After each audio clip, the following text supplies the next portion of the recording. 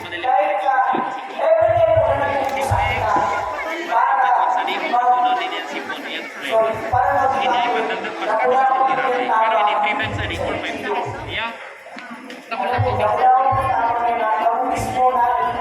yung tama.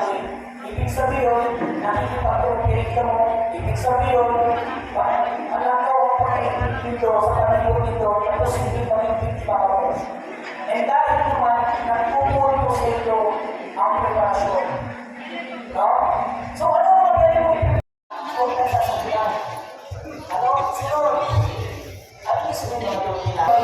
Ito, habang nagbabalik tayo, i-imagine ko what if magkaiba ng landslide sa alihan, eh kung kami makakalong basta-basta.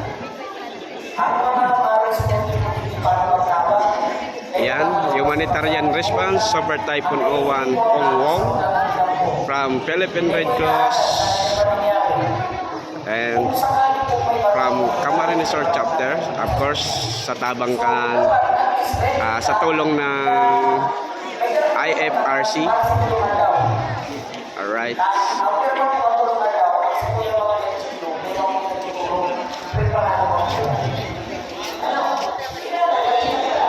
Yay! Yan ang mga staff sa ano. Staff ng Philippine Red Cross.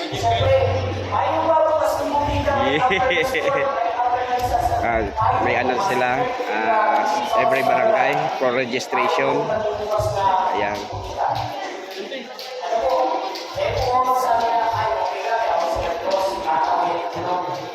Kami po nagtataon yung bulong ng kami po sa natin kaibahan ng toko. Kami po kami nagtataon yung bulong basta-basta. Kumalit ito, pinabasa na yung servisyo niya. Depende sa ano ang katulugan na sa mga volunteer. So, ito po kami kaibahan ng toko. Kaya kami nagtataon yung bulong. But on a regular basis, ito kami bulong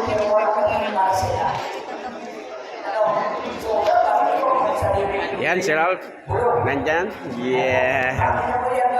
Siya ang namamahala dito sa mga box na ipamimigay natin. Utensils kits, kitchen sets, and hygiene kit. Ayan. At meron pa tayong stocks dito. Ayan ay para sa mga kababayan natin dito sa Roma.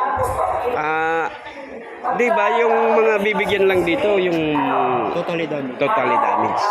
Yung mga totally damaged lang kasi alam naman natin mga kagulong ng ang Philippine Red Cross ay nag-umaasa lang sa donations, donors, at siyempre ang malaking tulong ng ating mga kaibigan from IFRC, International Federation of Red Crescent. Thank you sa mga volunteers ng Philippine Red Cross. Maraming salamat. Alright. At sa volunteers from Kamsor Chapter, thank you, Sir Dante. Ayan, shout out. Isa sa mga rescue personnel. Volunteer din yan. Alright. Alright, see you in the next lab camera mga kagulong. May food truck din tayo doon. May hot meals. May hot meals. Hindi pa natin, meron ba? Nagluluto pa lang. Meron ding mamayang hot meals para sa mga kababayan natin para may pagkain sila mamaya. Ayan. Nandyan yung food truck natin from Philippine Red Cross. Alright, see you in the next roll of camera mga kagulong. Region 5. We have Director Desalacada, our Director of Provincial Sewer, and of course the Assistant Director of Provincial Capital. We also have Dr. Raymond Reese Iselso, our Municipal Health Officer, and of course happy medical volunteer from LGO Capital. And we also have our active partners. Okay, so ito po one of the management board of PRC. We have Mr. Daniel Alviso, our community manager from Copenhagen Partners. Also, of course, we'd like also to acknowledge the presence of our local government unit, Honorable Kalina Arpalunya. This is the local mayor. Of course, joining us, our DRR MO leader, DRR head, Cyril Barbosa, and NSWTO officer, Ms. Sheila B. Galvez. And of course, to all barangay captains na present po ngayon, and to all our partners from the different barangays. And of course, huwag po natin kalimutan ang ating mga volunteers na nandito po ngayong hapon, also helping us since yesterday and up to preparation of this advance for successful event of our gift distribution. Volunteers, thank you so much. Andyan po sila again sa registration, yung ating mga medical volunteers, lahat ng nurses and doctors, and ang mga technical volunteers. So, thank you so much. And of course, this time, wag po rin natin kalimutan din ang our officer in charge, Miss Maria Felizar Pasola, Welcome School Chapter.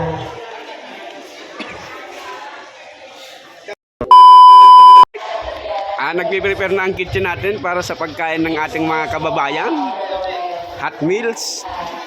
Ano yan, sir? Pabukas daw, sir, kung ano yan. Ay, wow! Lugaw! Ay, wow! Lugaw!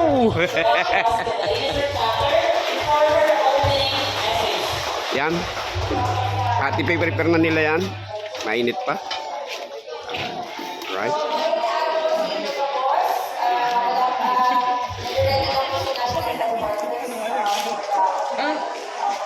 Sa mga kababayan natin, lalong-lalo na dito sa Bicol. Ayan po ang ating chapter administrator, si Ma'am Fe, nagsasalita.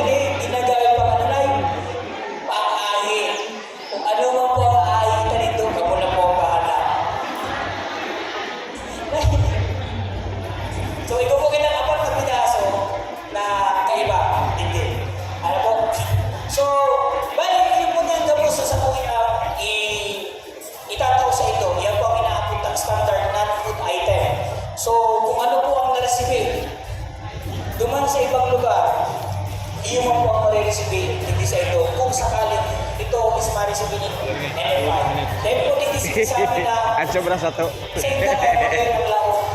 Paghali po kailan pero sa standard po yan. Kung ano Alright, see you in the next round of camera mga kagulong. Picture taking muna po tayo before tayo proceed po sa proper procedure.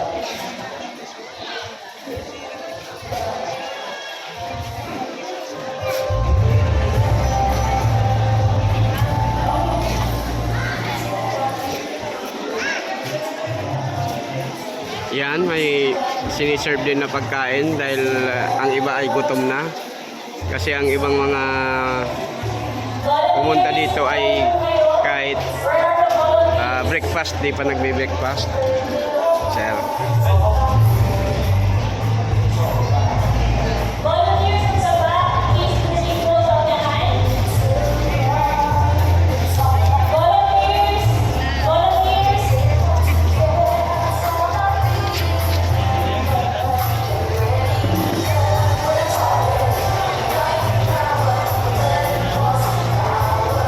Please also invite the medical team. Madali lang po.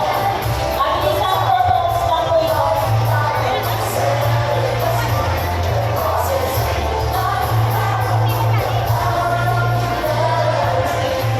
And habang lang po, pipili po, please be informed po na magkakataon po ang medical consultations po at around 12. So, tapos po, kasi pasok na po tayo. Okay, for the photos po, pwede po ba natin i-ano? So, kumamili po. Reminders po, bago po tayo mag-isip ng mga items. Okay, yung mga vendors po, yan, huwag po natin kalimutan.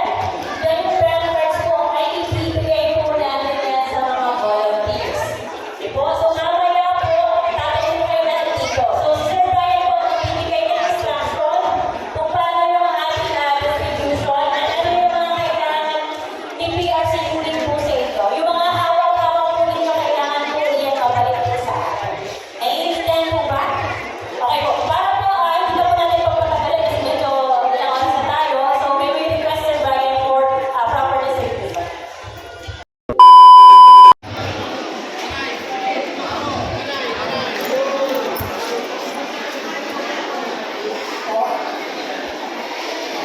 Tumutulong po iba. Magtanong na po, second batch po ang iba. Okay? Ano, sabay. Ayaw mo mag-break. Si iba po, second batch po po iba.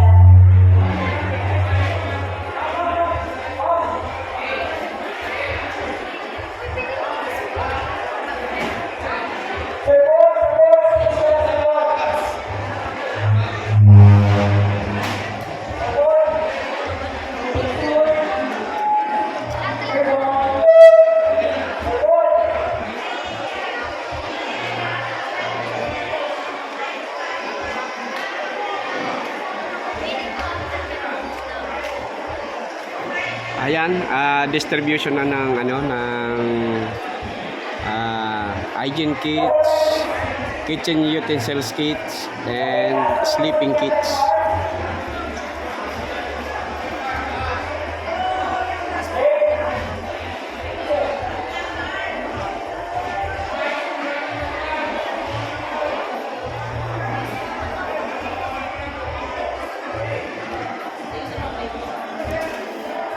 Photo ops, kailangan kasi yan na maipasa sa donors. Sana maintindihan nyo mga kagulong na kailangan ng picture na tinatanggap ng mga residente o mga affected families. Kasi para maipakita sa donors, ma'am, para maipakita sa donors na natanggap ng maayos ng ating mga kababayan ang kanilang donations. Alright? Sana po maintindihan niyo mga kagulong. Kaya nagpipicture po ng ganyan ang Philippine Red Cross.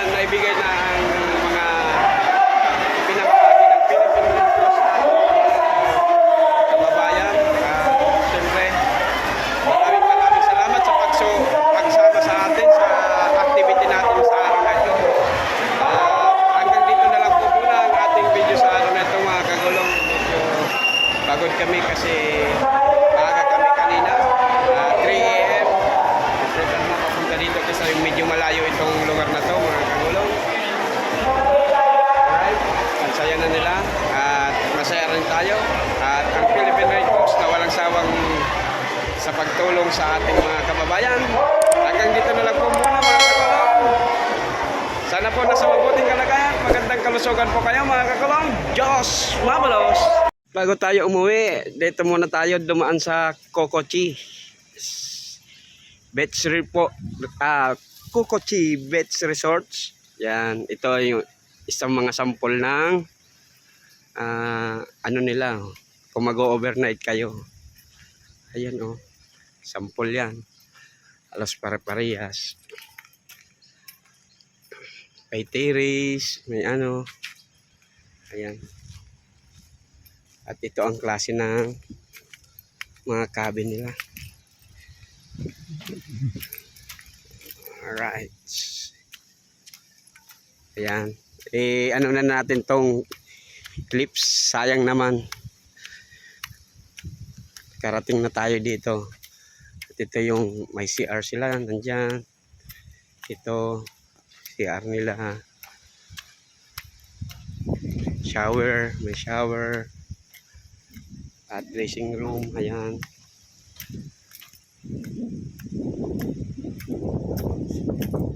Dito ang shower. Ayan. At dito yung CR.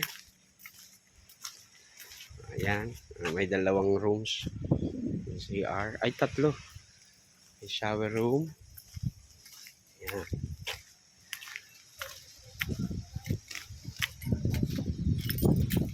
Ayan.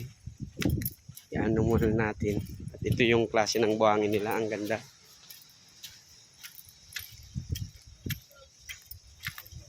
Ayan.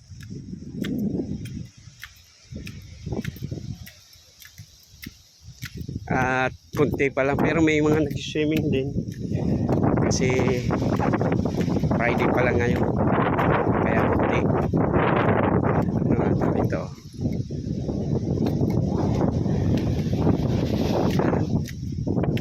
Ang shore nila.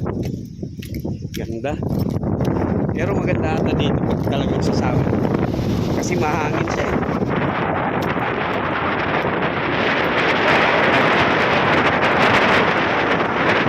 Ayan.